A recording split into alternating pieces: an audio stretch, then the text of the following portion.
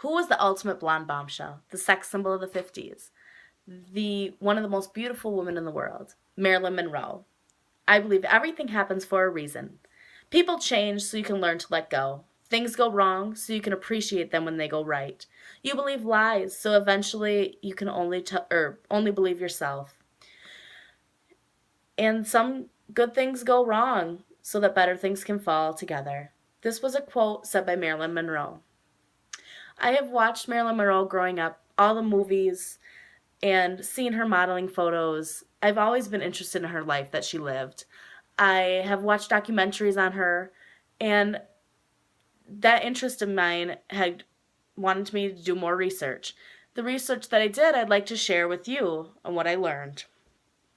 Today, I'd like to inform you on who she was and her life in the life she lived, her childhood, her career, and her death. Marilyn Monroe was born Norma Jean Mortensen in LA in June of 1926. She was born to a mother who was mentally ill and was widowed. Her mother also abandoned her when she was very young. That led her to a string of foster parents.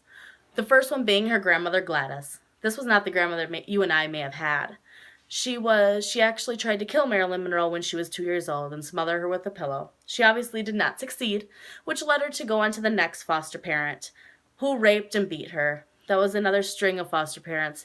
Kept going to the next and the next until 1944, when she met the photographer.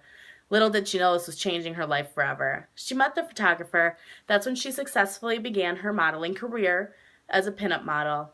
And from there on, she started doing her movies and starring in shows. Some of the movies she starred in was Gentlemen Prefer Blondes and Some Like It Hot, which I'm sure some of you may have seen. She was the ultimate sex symbol of the 50s. Marilyn was a powerful woman and made a great life for herself, but her troubled private life was highly publicized.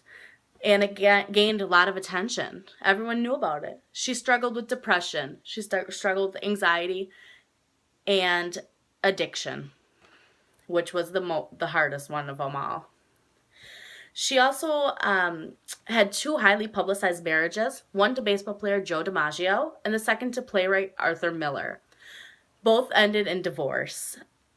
In 1966, Marilyn Monroe was found dead in her home, and she had overdosed on barbiturates. Some argue that it was maybe not an accident, but from what it all seems, it was an accident.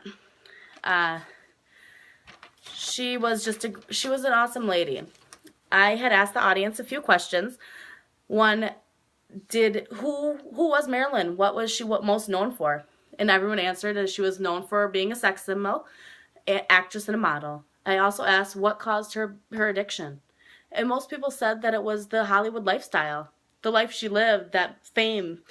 And most people did drugs in that high fame. Marilyn Monroe, even though did not start out with the greatest life, she made a great life for herself and had a great career, and everyone loved her. Through her personal problems in her life, she really succeeded. She had ended her life earlier than we would like, or most people would have liked. But she was the ultimate blonde bombshell, sex symbol of the 50s.